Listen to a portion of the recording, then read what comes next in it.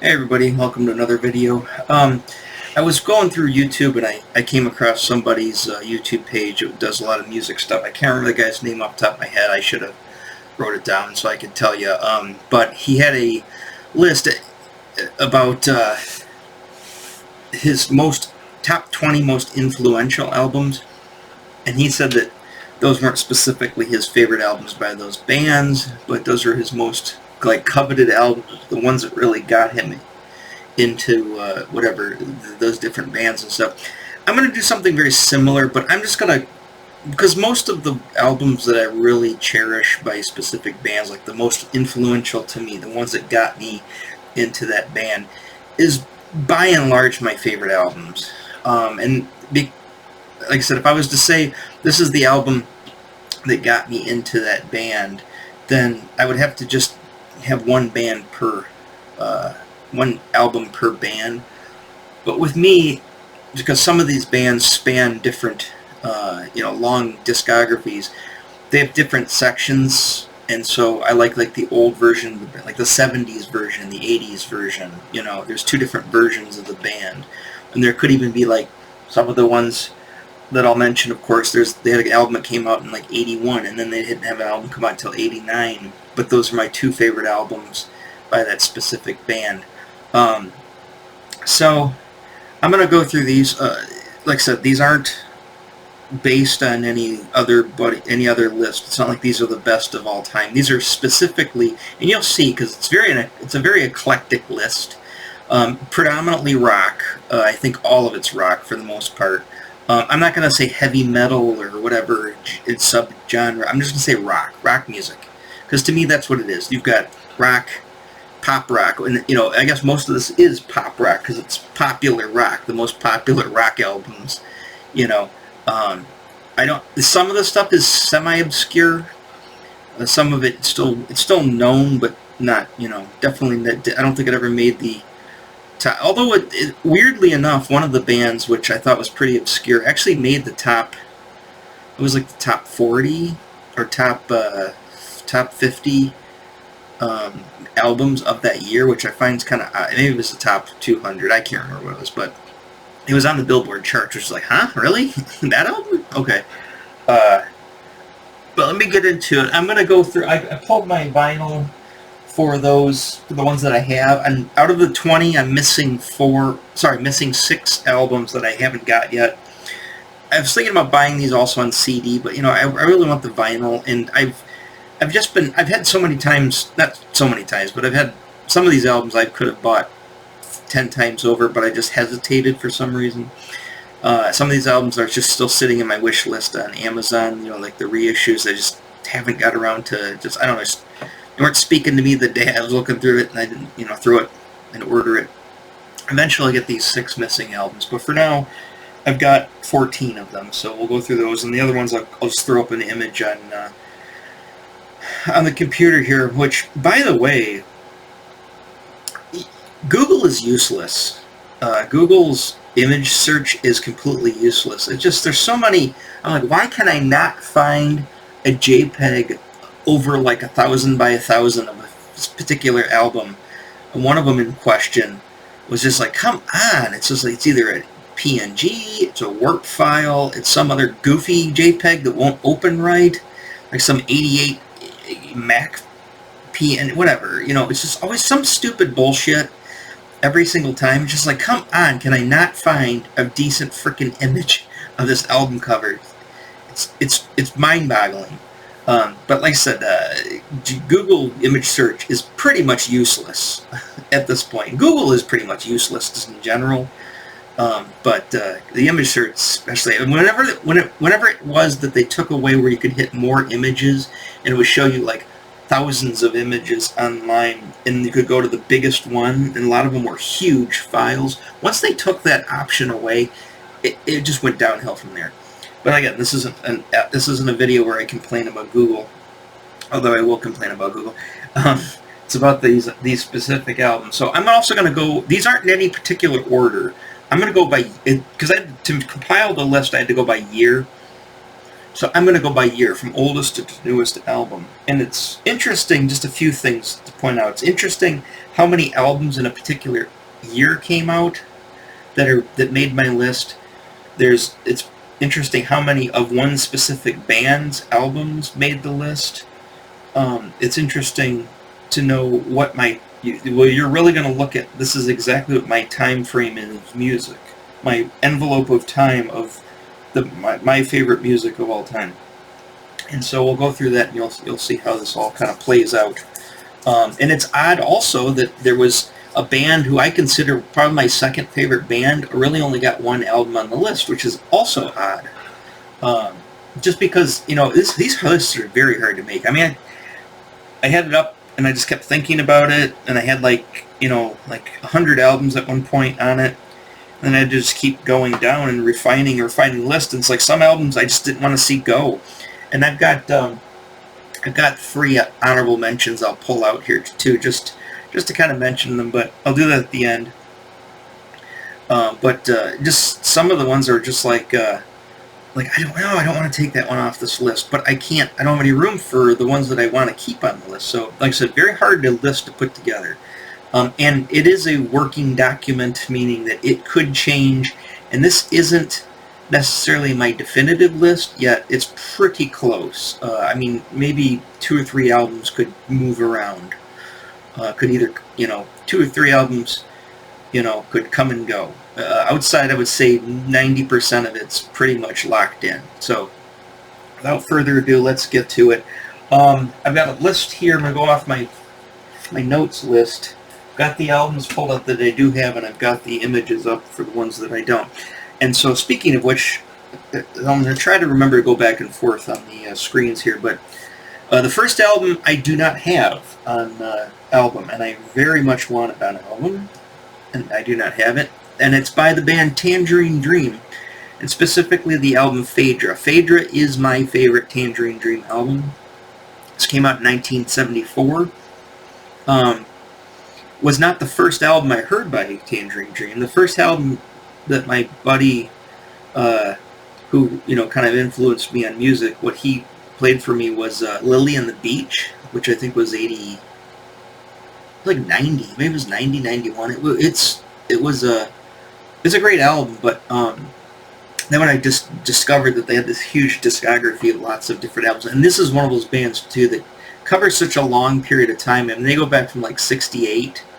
I think the 2 first albums, Alpha Centauri and Electric Meditation. I think the Electronic Meditation, I think those are 68. I think maybe 70.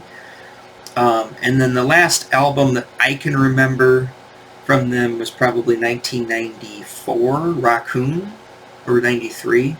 And then they've had a few albums since then. Edgar Froese, which was the last living member the last member to stay in the band at Raccoon, and of course he had his son come in. He ended up passing away, and I think his son still has the band now. But 2 of the other guys, besides Edgar Froese, there was Wolfgang Schmoling and Chris Franke and Wolfgang Schmoling.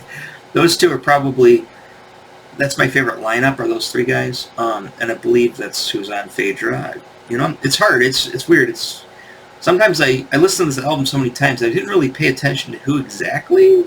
I know that Froese's on it. I mean, it's a given. I think it's Franke and Schmoling, but I'm not sure. German band. Again, they are not considered pop music. However, this album did make the Billboard charts, which is odd. It was in the top 100 in it just shows you that probably 1974 there wasn't a lot of music out that made the top 200.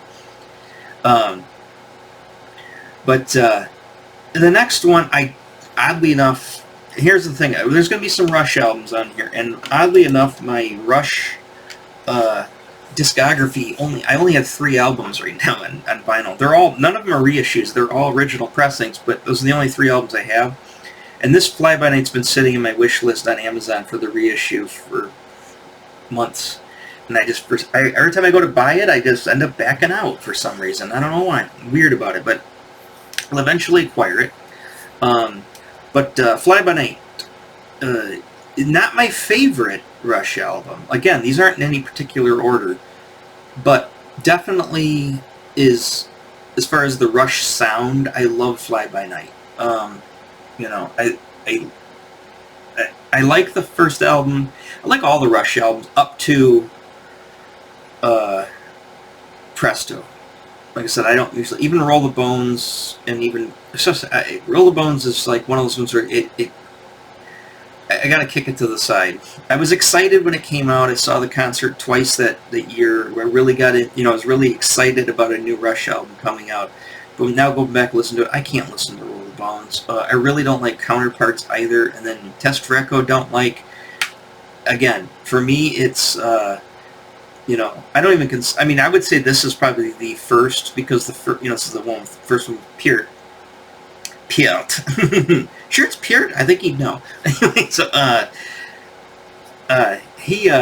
so it's, yeah, this is definitely my of the first of my favorite Rush albums by year only, not by a ranking. I don't think I'm going to do a Rush ranking now. Maybe I'll do a Rush ranking now once if I run out of ideas, but for now, I'm just going to put it there. Second, this is the third one. This one is odd that this one made the Billboard. I think it's top 200, and this also came out in 1975. Is Hawkwind's Warriors on the Edge of Time. Now, not the first Hawkwind album I owned. Very first Hawkwind album I actually bought was the Chronicles of the Black Sword, not the studio album Chronicles of the Black Sword, and not Chronicles Live, which is another album, but specifically Elric and the Chronicles of the Black Sword. It was a 2-disc set. Like I said, I don't know where it went, but I had it on disc. I had to rebuy it on disc, and I didn't pay a lot for it, but I paid, you know, probably $25 for it, and I have no clue where it went. And to get that one on, I don't even think that was even available on record, because Live Chronicles is, but I think that CD was just a specific double CD that they made at the time, back in the like early 90s, it might even been late 80s, I think it was early 90s though, and I bought it then too. I think I bought it in 1992, because when I started to get into Hawkwind. But then also this came out as a set. It was a little box set. I got it at Record Time, downtown Rochester, and it had it was like a little box, and that on the cover, then had the CD inside, and it also had a book, and then the book was their discography, like kind of like a thing. And there was also another album called, it was the greatest hits. It was called the UK Years, I believe it was.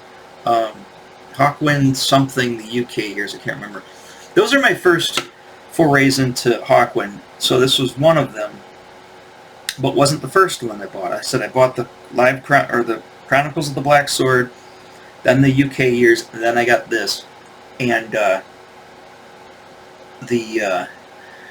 got Chronicles of the Black Sword down Harmony House, Berkeley, because they had a bunch. It was an import. It was a Japanese import, and I got really into them. So I've got to say, even though I love that Sis live album, I'm trying to keep live albums off here, although I think a couple of them did squeak through.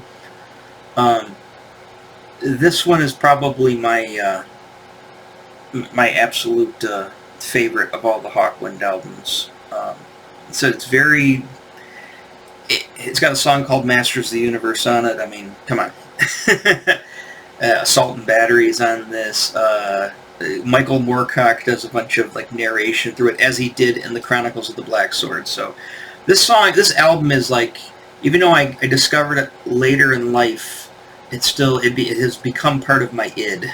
It's very influential to me. So the next one, we're going to hit Rush again, 2112. Obviously, if you've seen a lot of my screen names and stuff, and a lot of times I usually sign my name, you know, Mastabas 2112. 2112 is always what comes down. That number always comes up as being, you know, I always put that somewhere because it's one of my favorite albums of all time. And this one, of course, I discovered going back into the Rush discography when I was in high school, early high school, and I mean, I love it. I read the Anthem because of this, and I don't normally read. Even by high school, even though I started to sort of read, and Anthem's pretty thin though, but I read Anthem just because of this. You know, this album was huge on me. I mean, just from that opening, the crazy, Moog sound effects, into the, dun, dun, dun, dun, dun, dun, dun, I mean, love this album. And of course, sorry. You know what? Okay, those are the first three up to, where did I leave off? 2112? Okay, sorry. You got to see one early one. Now I'm going to skip over and go back to the records, because I got a few of these on records. Now, the first one up,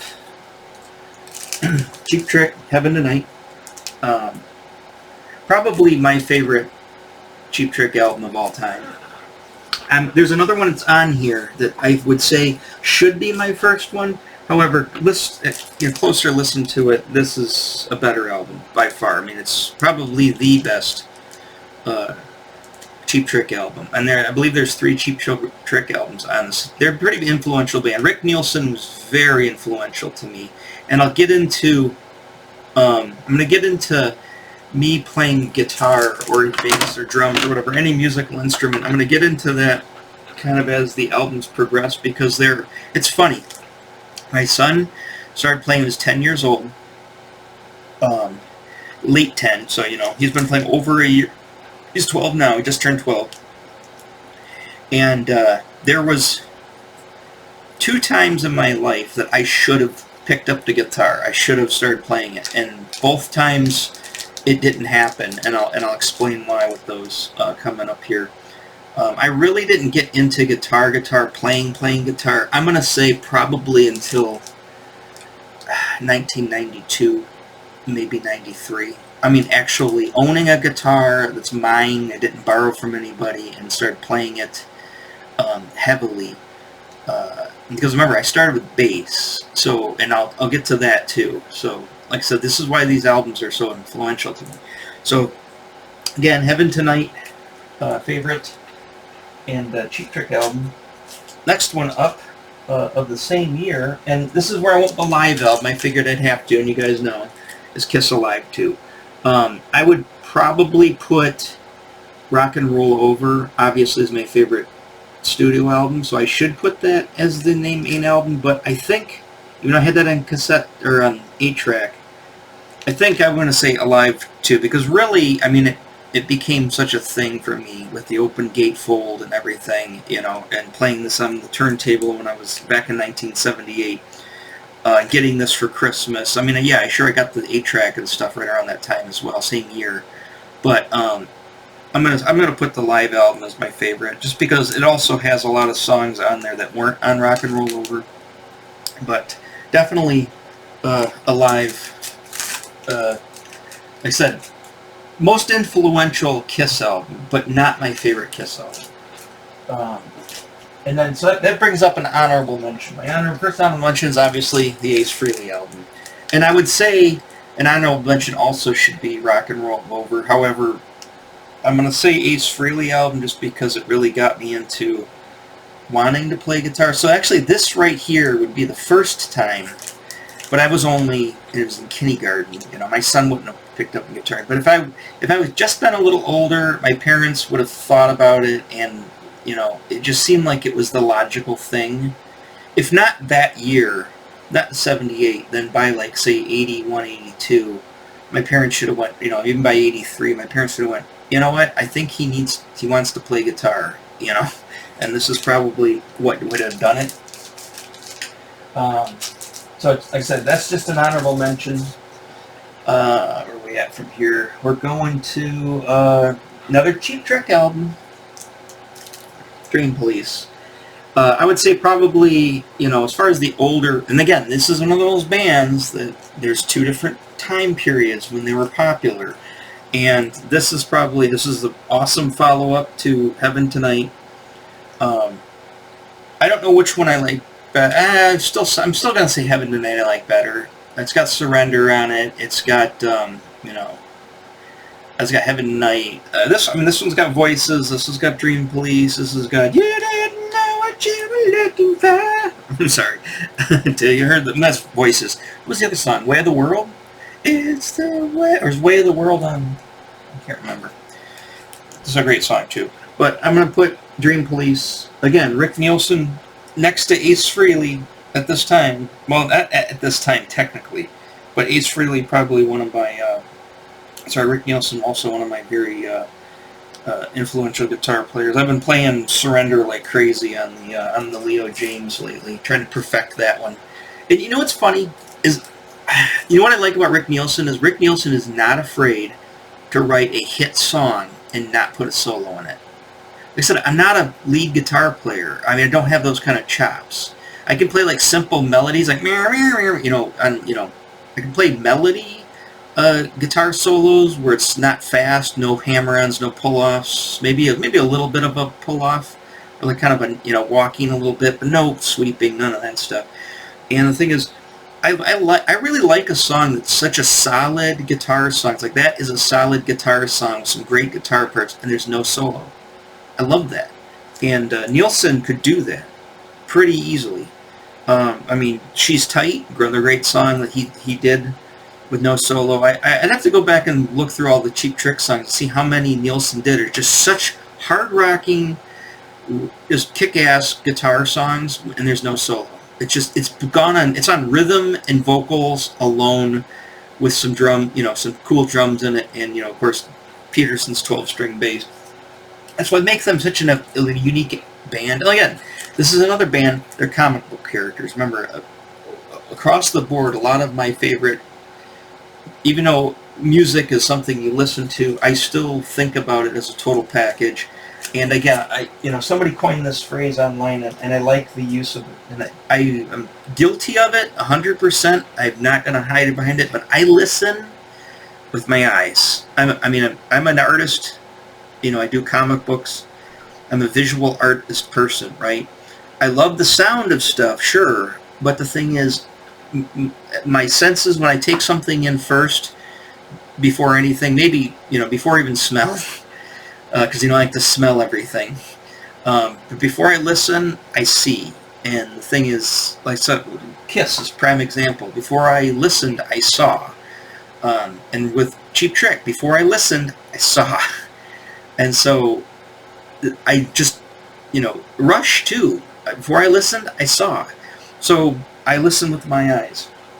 That's why I like a guitar. Like I said, there's the debate, what's better, a Les Paul or a Stratocaster? It's not a real Les Paul. But again, there you go too as well. I don't care that it's not a real Gibson. I don't care that it's not a Stratocaster. I prefer the Les Paul style over the Stratocaster, but that's a debate all unto itself. But to me, what do I like to look at is that guitar. And so when I'm playing a guitar, right, even though the Stratocaster may play better, feel better, or maybe a real Gibson Les Paul's going to play better, sound better, yada, yada, yada, yada. To me, I see it first. And again, the whole difference, the reason I don't have a real Gibson is I'm not rich, don't have that kind of money. But I see the guitar first, then everything else falls into place. Same with bands. I see the band first. Ghost, another prime example. I see them first, and the music comes second to me. That's how I am. I'm not saying it's right or wrong. You can call me an idiot for being that way, but it's just how I am. So, you can take it or leave it. If you don't want to listen to my opinion on anything, you don't have to. What are we on to next? We gotta bring up Moving Pictures before we go here. Moving Pictures. Sorry, I'll pull it up. This is, and it's a lot of people. It's my definitive all-time favorite Rush album, and it technically is the Rush album that got me started, because we had this on 8-track, and I listened to it along with a lot of that stuff back in 1981. And again, I didn't get really heavily back into Rush until high school, but this one started the seeds. And no matter what I liked as far as Rush albums, including another one that's on this list, which is the last album on the list. This is still my favorite album of all time for Rush. I mean, hands down. And it is for a lot of people, so I'm not really, I don't mind being an NPC in this one. It's just the best Rush album. Face it. Okay, so we got a few of them I got on record here, so we can go back to the screen. All right, obviously, talking about 1981 as well. We're going to talk about Journey's Escape. Favorite Journey album, favorite Journey cover. Again, this is another album. I saw it first, and then the music fell in line afterwards. Like I said, this is a reissue here. This is the first reissue. This is the album that got me back into collecting vinyls. Specifically this record, great album. Stoned in Love, favorite song on the album. Even though, I like all the other ones that are classic. Don't Stop Believing's great song. Who's Crying Now, awesome song. Probably my second favorite song on the album is Who's Crying Now. Open Arms, awesome. But number one album is Stoned in Love on this one. Alright.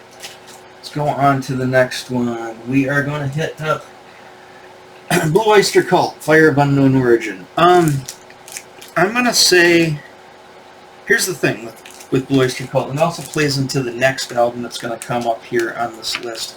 But here's my honorable mention is ETI Live.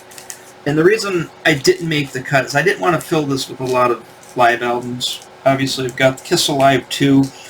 And with Kiss Alive 2, because, Rock and Roll Over is my favorite studio album, same with Blue Oyster Cult, I was like, I could go this and do the same thing. Because this has a lot of the songs on this album on it. It's the tour from this album. And this is probably my first foray into Blue Oyster Cult, is specifically this album. I learned about this after the fact. And the next album that I have, I learned of before I learned of this album. So this album was like in the three albums between this, and the other one, which correlates with this. This is the one I learned last. But I'm just going to put it on there in the list. Like I said, this one probably should. This is one of those areas where it could switch. This is where this one would go and this one would go in its place. But for now, I'm going to keep the other one. So there's another honorable mention. Of course, it's got Veteran of Psychic War. It's got Burnin' For You, one of their biggest hits of all time. I did have Agents of Fortune on this list, and it finally ended up getting kicked off. Because I was just hemming and hawing what studio album I wanted to put, and I was like, alright, I just gotta put this one. So this one we're on the album. So remember, Veteran of the Psychic War, that's what brings up the next one.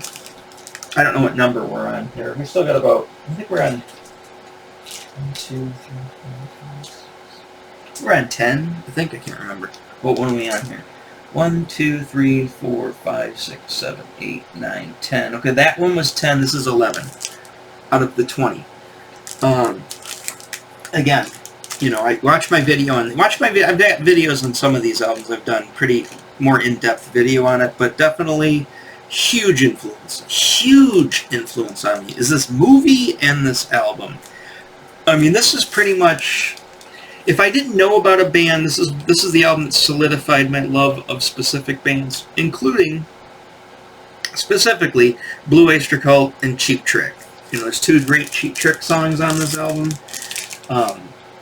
They've got the Veteran of a Psychic War on there. Love the movie. Like I said, this one of those albums and one of those movies. It's in my id. It's in my DNA. One of these deep. It's formed my personality, and formed the way I do things, and formed my likes and my wants just because of this album. So that one is definitely on the list. All right, we're going up to That was 1981 as well. So we're going to 1982, and we're going to hit obviously first Asia album. Watch my video on Asia. And I talk about this album pretty in depth, but Asia, first album, I would say listening to all three of the first albums, even though Steve Howe's not on it, I still love Astra. I mean, I love Alpha too, but I really love Astra. But I still got to think this is the quintessential one for me. This is the one that started. I mean, whenever I think of certain times in my life, like just like Journey Escape, this album pops up, in my mind. Where are we at? Okay, we're going to 1983 now. Let me just stop here. 1981, there was 4 albums, right? This is where I want to say this is where it's interesting to see what it is. So 1981 was a big year for me for music. And then 1983 also has 4 albums, and I think these are the only 2 years, with 4 albums each. 83 was huge. Now the reason 83 was huge for me is that's the year we got MTV, because we got cable for the first time in 1983. This is when I started to buy my own music on cassette tape, because I got a Walkman and I got a. That was 84. I got the Walkman. I got the Jambox. What did I listen to it on in 83? Oh, yeah, that's right. We had a couple of tape players. Anyways, I ended up getting, and still in 5th grade, I got the Walkman for my birthday in 1984, 40 years ago. In 83, this is when I started getting stuff, because I started seeing stuff on MTV, and like, who's that? I like that. Whoever that is, I want that, type of thing. And then, of course, you'll know this next album, there was some controversy in my class, in my 5th grade, Mrs. Warlock's class, of how I ended up discovering this album. I mean, I would have discovered it anyways, because it's a huge album, but I mean, just specifically at that time, there was a kind of a mix-up. Things got a little jumbled around there. But this is also one of those times that you would think that my parents or somebody would have said, hey, he really likes music. This is when my son got into it. It was right at this time, when he was in 5th grade. And they said, hey, he likes music, maybe we should get him a guitar, or maybe he wants to play an instrument, right? I said we could even go back to my Kiss love, and what I wanted when I was, before I liked the guitar, even though I loved Ace Frehley, and then of course with Rick Nielsen stuff, but what I really wanted when I was literally in kindergarten was I wanted the Animal drum set from the Sears catalog, or JCPenney's, I think it was in the Sears catalog. You remember that? It was a kid's drum set. It had a snare, but it was like, I don't know if it was a snare or just a drum in the snare spot. It might have had snares in the bottom. It had like 1 cymbal. Actually, I think it had 2 cymbals. It had 2 just, aluminum pot steel cymbals that weren't even real cymbals, that were on little cymbal stands. It had a drum. It had the big bass drum, which had Animal on it, because I love the Muppet Show. And then, of course, it had one other drum over here, which would technically be a tom/floor tom. And it did have a drum. It had a bass pedal, so you could actually keep a beat. And if that one drum was a snare, which I never got the set, but if it was, then you could have kept a rock rhythm, right? You could have hit a do. You could have done that. I could have done that instead of using my Darth Vader, my Death Star, my Star Wars Death Star box and Lincoln Logs as a drum set, to make my own drum set. But that's what I really wanted back then. And like I said, I don't know if I talked about this in video. I was talking with a friend recently about it, but that was definitely something my parents kind of steered me away from. Oh, no. We don't want them to have that drum set making all that racket. Although we did have a basement. I could have just set it up in the creepy cat poop basement. It could have set me up down there. But although I don't know if I would have wanted to stay down there. Anyways, because the boogeyman would get me. Not only was my dad would beat the crap out of. I tortured our cat because he hated cats, and the cat would just crap all over by his pool table just to get back at him, because the cat hated my dad too. But not only was there that you had to watch out for, especially when he went near the pool table, but the boogeyman was going to get you. I don't want the boogeyman going to get me down there. So. But yeah, like I said, 83, this is a time when my parents should have went, hey, maybe we should know. But the thing is, I realized why I didn't get guitar. And this is why I didn't get into playing a musical instrument. like a, that type of musical instrument that specific year, is because my parents, just like my son, which my son excels at it, because he excels at everything that I couldn't do. But the thing is that my dad rented me a saxophone, and I was going to join the band when I was in 5th grade. We had a 5th grade band. Joined it with your instrument in 5th grade. Then in 6th grade, you got to play with the full band. And then when you went to junior high, which is, became middle school, you would end up playing you could go jazz band or you could go marching band. Now, my sons, they started in 6th grade. It was a year later. So my son started this year in band, and he excels at it. He plays the saxophone, excels at it. But the thing is, I was so frustrated with playing the saxophone, and it only lasted literally a month playing it. And I'm surprised it even lasted that long. Was because I couldn't read music, I couldn't read, I couldn't do math, and I couldn't read music. And no matter what I looked at these music sheets, no matter how much they tried to explain it to me, I could not pay attention, and I couldn't do it. And I also hated the stupid reed thing. I thought it was like a horn, like a kazoo, or not a kazoo, but like a recorder. Like, why don't you just blow on it? And it's like, no, you gotta have a reed and all this stupid. It's like, is there gonna be bullshit involved? It's like, I don't want to have to do anything. I don't want to have to get the 3 seashells to align with Mars to get a sound out of this thing. I just want to blow on it and have it go toot, right? And that wasn't the case. So I couldn't play with that reed. It drove me crazy. And I kept eating. For one thing, I was putting the cork wax on the reed because I thought you're supposed to. Plus, the cork wax tasted really good. So I kept eating the cork wax. And then I'd lick the reed so much that I'd split the reed because I was eating the reed. I was a crazy kid, by the way. Anyways, so my dad's like, all right, well, if you don't want to play, and then the teacher would yell at me because I would never play. He was like, Tim, you're not playing, because I wouldn't. I would just sit there and just hit keys to make it look like I was playing, and I wouldn't play. Because there's all the other saxophones. I figured nobody'd notice, right? And they're like, no, you're not just going to sit there and hold a saxophone and look like, think you look cool. You actually have to play. And so I got in trouble again, the millionth time I've gotten in trouble, and I couldn't do it. So my dad said, we're taking the thing back, that's it for, we're not going to do it. If you don't want to play, then you don't want to play. I mean, he wasn't really mad about it. He was just more disappointed. He was just like, it's up to you. If you don't want to play it, we'll take it back. If you want to try it, then we'll keep it and play it. But I was like, I gave up. I was like, no, I don't want to do it. And I think my parents learned right there, both my parents, even though they were divorced at the time, they're like, yeah, we're not going to get him into playing a musical instrument. And I think myself, too, thinking, I'd love to buy a guitar, but I don't know how to play it. This is kind of why I wanted to play the drums again, as I did finally get into music, because I think, so I don't need to read anything. I can tap my feet and bang on the table with sticks and stuff. That's all I needed to know how to do. So I kind of wanted, whatever I thought my brain was the easiest way to do something, that's what I figured. So again, this is the second time that I dodged, that I should have got into music if I was a normal kid, but that wasn't the case.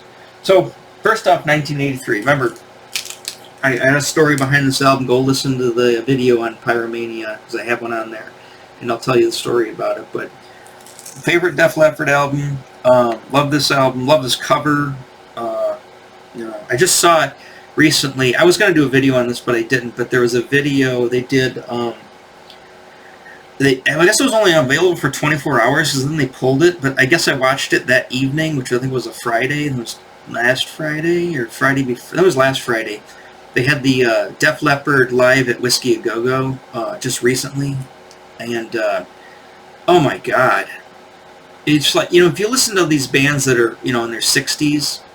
This band, oh my gosh, they sound just like they did on this album. They sound perfect. I mean, he did get a little fatigued as the night went on, but they came out strong. I was like, oh my gosh. I was like, I literally felt like I was listening to this album, whereas back in high school with Hysteria, which Hysteria was going to make the list, but it didn't. That should have been an honorable mention, too. I didn't pull it out. Well, I don't have it, that's why. But Hysteria should have been an honorable mention. But yeah, it just sounded awesome. And they don't have it fully now. Now you can get pieces of it, but go try to find some of that. That was an awesome thing. I'm very, you know, the lights off and stuff. I had the music up loud even in the apartment. I was just watching this on the big TV. I was like, this is an awesome concert. Wish I could have been there. But and put that one down there. Again, I have a video. If you watch my police video, which apparently nobody watches my police videos, because apparently nobody likes the police. That's just what my impression is when I see on my videos. It's like, really? Like, nobody was watching my police video. I guess nobody who watches my channel likes the police. But, synchronicity. Go watch the police one, and I'll tell you why this is my favorite police album, why this is on the list. This is huge influence on me here. And where are we at here? Oh, yep, there's another 1983, huge album for me. Yes, 90125. Like I said, probably my favorite. It's my favorite Yes album. It's the first one I learned of. It's 1983. It's all of that, right? However, I really like Drama. I really like Relayer, which, by the way, I ordered Relayer. It's supposed to be here Wednesday, I think. I found a good copy of it, decent price online. So I've got Relayer coming. Love that album, too. But I think overall, when it comes to Yes, you know, 90125 is still my favorite album. And go watch my Yes video. I talk about this one as well. Like I said, a lot of the reasons, like the stories behind it. I'm not going to get super in depth here because I'm kind of trying to get through all of these. But I've got some videos made on a lot of these albums, and if you want to know the deep story of me, if you care, go back and watch those videos.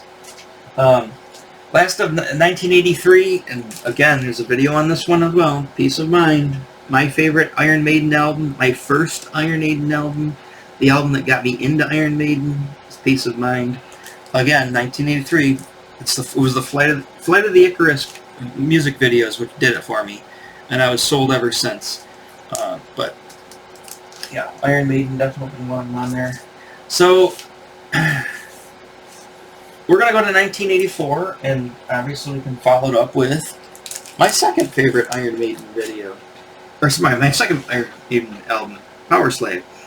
I said it was just awesome follow-up. It's like, when I saw this, I was like, and just I was super into the Egyptian stuff, and I saw this, it just totally spoke to me. Now, there is an honorable mention, and I would say Peace of Mind through Seventh Son of the Seventh Son, all four of those albums, including the live album, Live After Death, they're all honorable mentions. I mean, they're all, I love those. Those are my favorite Iron Maiden albums. But, of course, my honorable mention should have been, if I was to put a third Iron Maiden album on this list, which, you know, again, may or may not still happen somewhere in time, this would be the do it. And again, watch my Iron Maiden videos. I'll tell you the stories why all of these are as well. That is an honorable mention. This one's on the list for now. We're almost done. We only got, I think, 2 albums left, right? 3 albums left. I've got 2 of them, and the last one's going to be a picture. Or, you know, I'll switch over to the other screen. Alright, let's go to 1986. And again, this is another soundtrack, but it's extremely influential on me, was, of course. And you remember, watch my video on it, because I gush about this. You know, I tell my whole story on this one, too, but Transformers the movie soundtrack, definitely one of the most influential albums of all time for me. Like I said, it's probably, I would say, the 2 soundtracks being the heavy metal soundtrack and this soundtrack.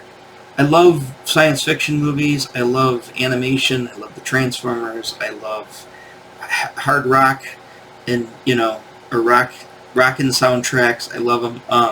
The only other soundtracks I would probably put on this, or could have made the list, I guess in honorable mentions, are well, the Flash Gordon soundtrack could have made it. It could have easily made it. You know, the Queen soundtrack. The, what else? The Conan, the Barbarian soundtrack could have made it. The Basil, whatever his name is, Basil, I can't remember what the guy's name is. Basil something. I can't remember what the name of the composer is. His soundtrack could have done it. And those are more orchestral, and that's not really a rocking soundtrack, but it's definitely has that I mean, if people who know me, as I mentioned in a lot of my stuff, the Conan thing with the Conan, the Riddle of Steel. I mean, they know how ensconced that is in my my personality. But there's that one. All right, we're up to 1988. Lap of Luxury. Now here, this is where I rediscovered Cheap Trick, as most of us did. Cheap Trick had albums out between the 70s and this album, but they were kind of sleepers. Next Position Please, One on One. Those were big in the early 80s. She's Tight. I Want You to, or not, I Want You, what was the one song? Oh, I can't remember off the top of my head. Anyways, but Lap of Luxury, when that Flame video came out in 1988 on MTV, and I saw the Flame, and they had Rick Nielsen, they showed him going through all his guitars. Let's remember this, too. He had the big six-necker, he had the guitar that looks like him, which is on the cover of Next Position Please. He's going through all those Explorers and all those guitars and stuff, especially during the solo, they keep showing with a whole bunch of them. That did it for me.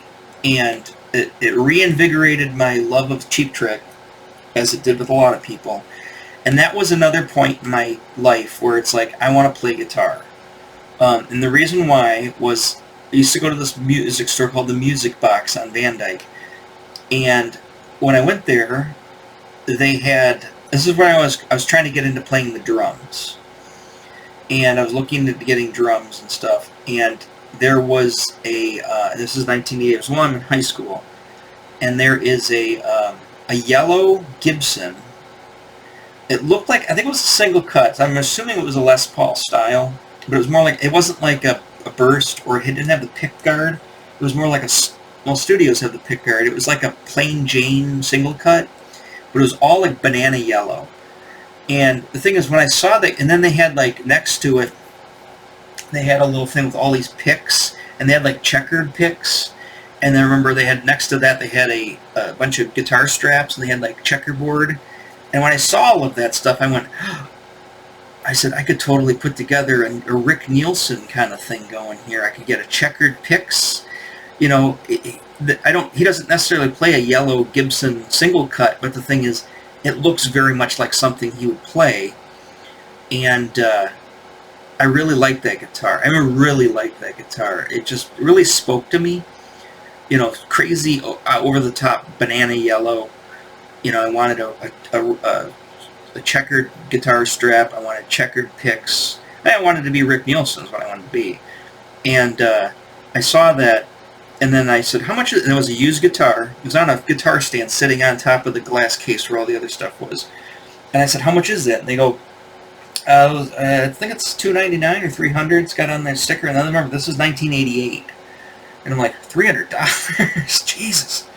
I mean, that was a lot of money back then. I mean, it's a lot of money now, but it was really a lot of money in 1988. And I was like, well, I don't know, I can't afford that. I said, do you have anything, are there any guitars like this, but not as expensive? And he's like, yeah, there's some beginner guitars. They're about $100, $150. I'm like, that's a lot of money, too. I bought the strap, and I bought a whole handful of the checkered picks, right?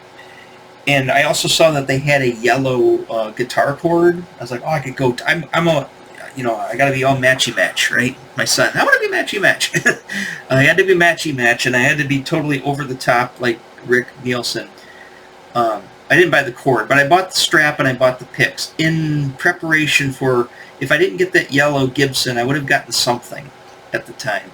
But I wanted to get a guitar, and I didn't have a job at the time. I just got a job at the time. Making $4.75 an hour as a busboy, and at A&W, and I wanted to get a guitar, but it was just like, it's like, how long do I have to work to get that money? And they're like, you gotta probably work for about 2 or 3 months, to be able to save up, because they only are going to give you like 10 hours because you go to school, right? It's like, yeah, you're probably gonna have to, it's probably gonna take you probably 2 or 3 months to save up the money to buy the guitar. And it's just, I did. Not only can I not read, can't do math, and couldn't read music, which I still can't really read music, is I had no patience too. I was like all of the worst qualities that a kid could have, like all of the most, which is why I always thought maybe I was autistic, because all of the worst qualities that you could have as a kid, barring some of the more serious stuff, like I didn't get any serious trouble, but as far as all the worst qualities that a kid could have, impatient, impulsive, you know, can't attention issues, you know, insecurities, just did crazy stuff, like all the worst things. So I'm like, I can't, and this is why I didn't last very long at the job. I was like, I can't wait 3 months to save it, because there's a lot of other junk I wanted to buy too, besides the guitar, with the money I was making at A&W. I was like, I want to buy some Transformers that I saw that I wanted. You know, I was kind of out of Transformers at the time. It's like there was some action figures, even though I was kind of out of action figures. There were some comic books, and there's other things that I wanted as well. I wanted more albums too. It's also like, oh, I'm going to have to save all of my money. It's like, dingbat, you could have just saved like some of your money, and maybe over some time, maybe if they sold that Gibson, they probably still could have bought something for $300. But again, this is the this is like the third time that music, and like I said, I was going to try to play drums as well, and that's the first instrument. Well, let's take it back. My dad bought me a Casio keyboard from Kmart, and that lasted for about 3 months, and I realized I can't play this either. I could make noises on it. I could act like I was playing. I would just sit there and just like, and just act like I was playing it, but I couldn't actually play anything on it. And I just thought it was cool. They had a drum machine on it and like the chord accompaniment, and I would just sit there and go, look, I can play.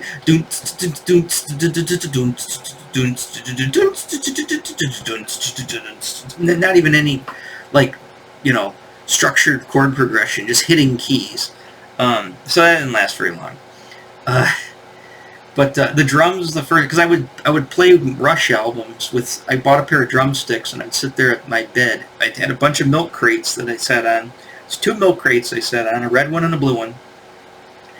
And I'd sit there and I had that futon stretched over my bed. So I had this, and then I would set stuff up on my bed to be like where the drums would be, and I would just sit there and I would play on the bed, and I could kind of keep a beat.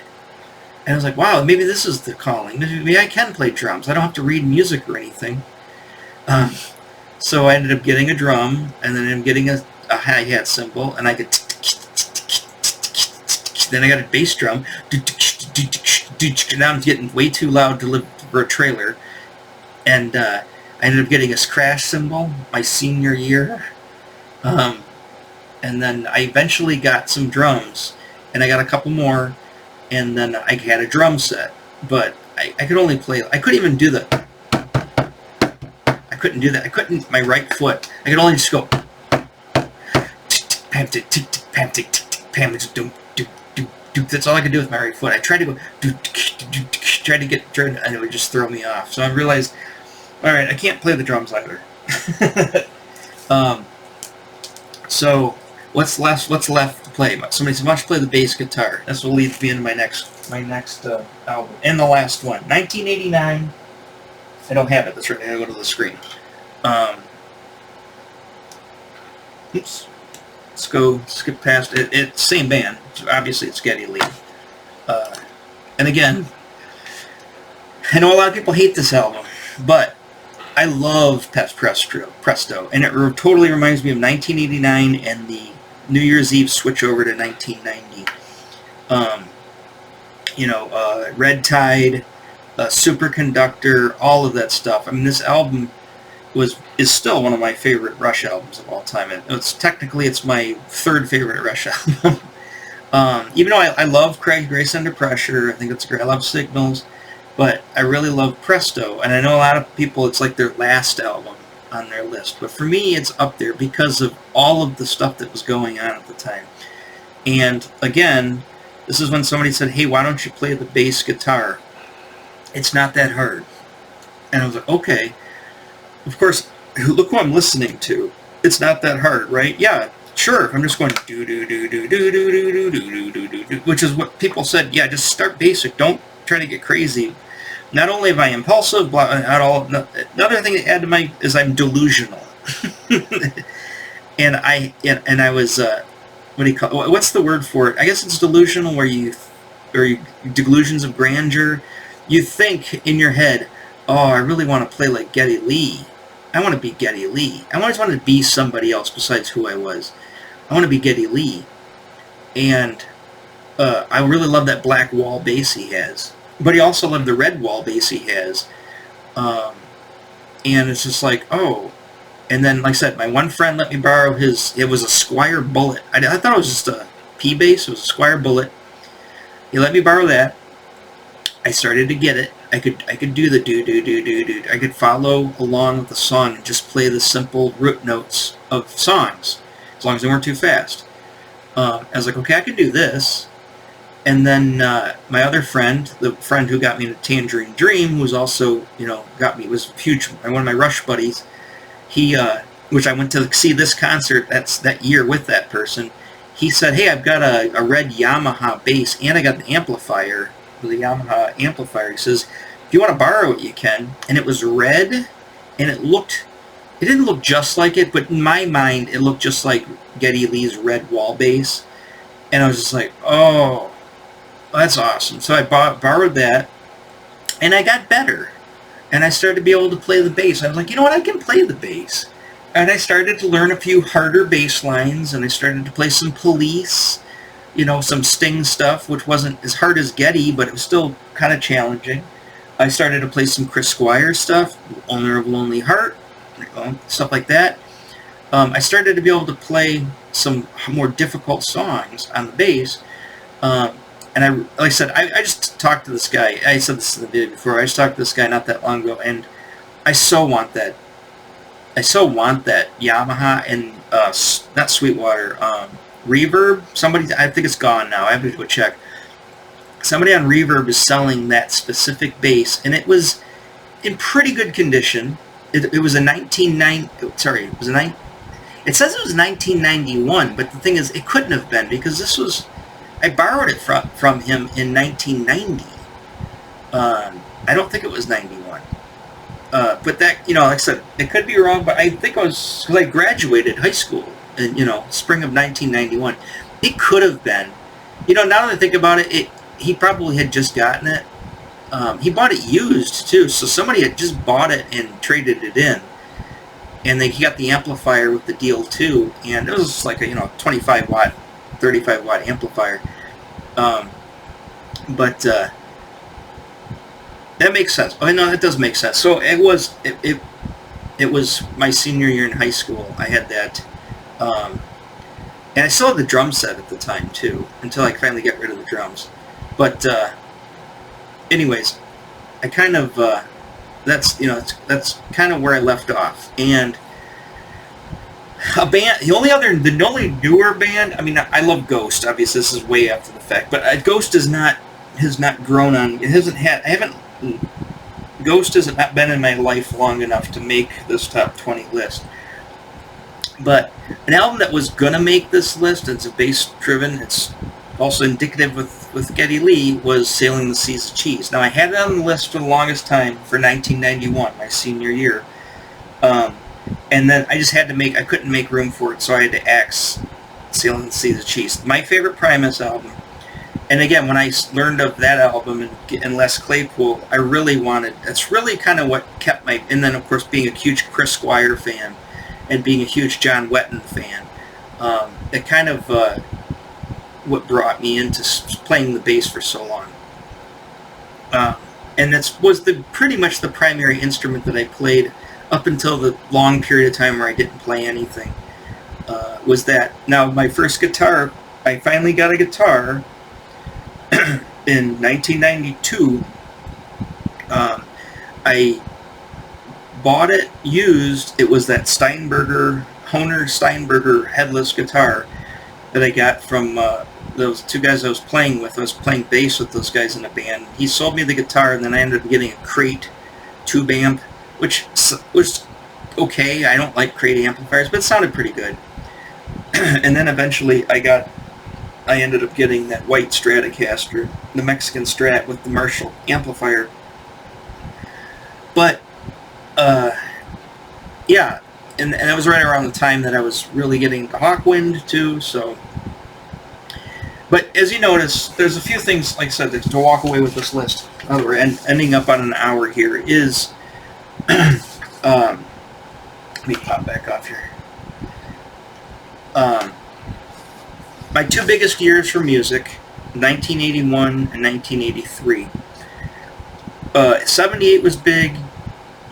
75, a couple of good albums come out. But for me, it was 1983 and 1981. Last year, I really got into music outside of that Sailing of the Seas of Cheese was 1989. And it's funny, that's also about the time that I stopped liking new comic books. I really didn't like the 90s. And I've said this in multiple videos, and I keep saying it. I did not like the 90s. I did not like being an adult. I didn't like going into my 20s. I didn't feel like I was ready for life. There was a lot of more experimentation and things that I feel like I missed out on, like learning how to read, stuff like that. So going into my 20s in the 90s, it really made me sour to everything. And I hated grunge. Not that I can... It's okay nowadays when I hear it. I hated Nirvana. I hated Soundgarden. I hated Smashing Pumpkins. I hated Pearl Jam. I hated all of the grunge bands for a myriad of reasons. Not only did I feel like, oh man, they're killing rock and modern music, which, that's in a video that I also saw somebody do, and I kind of want to touch on it too, is a video about, the death nails of rock. What killed rock music? And I think that grunge definitely killed it. For me, I feel like grunge killed rock music. Grunge killed Rush for me. Grunge killed a lot of even the bands that I used to like, killed them too. But I think the number one thing that really made me hate grunge, and this is my own personal experience, you might have the same, but probably not, hopefully not, is I really hated the people who liked it. Specifically, there were so many people in high school that I did not like, right? And a lot of people started going to the shows, and one of my best friends was kind of in that group, but he was such a good friend that he kind of escaped my hatred of a lot of these people. But a lot of the people who really liked these bands, and that whole scene, and that whole, grunge scene, and that young people and stuff, it's just like, I really went through a time where I was really just didn't like people. And so that when I see grunge and I think of that time period, that 90s music scene, it just makes me think of those people and think of just this terrible time in my life. And so for me, that's why I don't like it. That's why for me, it's like I got the legs, my legs cut off, about 1989, not literally, but I mean, figuratively, I got the rug pulled out from under me, and it's just like I stopped. I couldn't move forward. I couldn't progress anymore. I couldn't like new music. I couldn't go. And this is not alien, because a lot of people stop liking music when they graduate high school, right? New music. Now, there are some people that love everything, and I wish I could be those people, but I'm not. And to me, like I said, I got high school and having to enter the adult world and stuff, it really, I didn't adjust well. And the music, remember, a lot of this music for me makes me think of a time that I love, and I'm nostalgic for it. So when I hear music of a time that was a terrible time in my life, it just makes me think of that. And so therefore the music, no matter how good it is, the music just ends up sounding like dog shit to me, because it's just like, I don't like it. So that's where I am with music. Like I said, there are some bands that I've tried to sort of like. In the 2000s, I kind of got into some stuff. And there's some stuff I kind of like there. One band I think that came out of the 90s that I tolerated into the 2000s was Green Day. I didn't like them in the 90s, but I liked them around the American Idiot time. I didn't stop liking Primus. I just didn't really like where Primus was kind of going. And, I mean, Pork Soda was okay, but I really liked that Sailing of the Seas of Cheese album, so that's why I kind of dwell on that. Going to see Primus with my son here coming up in May at Pine Knob, so hopefully they'll play. I know they'll play Jerry as a race car driver, but you know, I'd like to like to see if they got a cool concert T-shirt with "Sailing the Seas of Cheese." That'd be kind of neat. But I'm looking forward to them. My son really likes them, and he likes more than I do. He likes a lot of their catalog. Where I'm just kind of more secular on my likes of Primus. But all right, I'm gonna have to end it there because I've gone over an hour, and I like to keep my videos at an hour. So, what do you think? I'm not saying like what do you think of my list. I'm saying what are, you can even write. I mean, some people I noticed in that other guy's video. Some people put their top 20. You can put your top 20 in the comments if you want. Let me know what your stuff is. You know, or if you got a video that you've done on YouTube, give me a link. I'll go check it out. If you can, you know, if you've articulated your viewpoints on music or whatever. Or maybe you got a music station or music channel I'd like to check out. Do that too. Whatever. You know, like I said, that's what this spot's for. Is just, you know, send me messages on stuff. You know, or you could tell me you're a complete idiot, you're a lunatic, you know, you have too many issues, you're too stuck in a certain time period, you're too this, you're too that, you're too this, you're too that. Well, I've heard it all, but maybe you've got some new one that I haven't heard, so go ahead and tell me about that as well. Otherwise, I will catch you on the next video. Like I said, I do want to make a video, though, on what killed rock music. I agree for the most part with this other guy. Again, I can't remember what his name is. This other guy, he had a video on that. I agree with most part up to it. I just like to go into a little more detail on some of the things that he mentioned. And there's some things, like I said, I think that he didn't put on the list, too. So I think I mentioned stuff in his comments. So there's that. But all right, I will catch you on the next one. Until then, take it easy and bye-bye.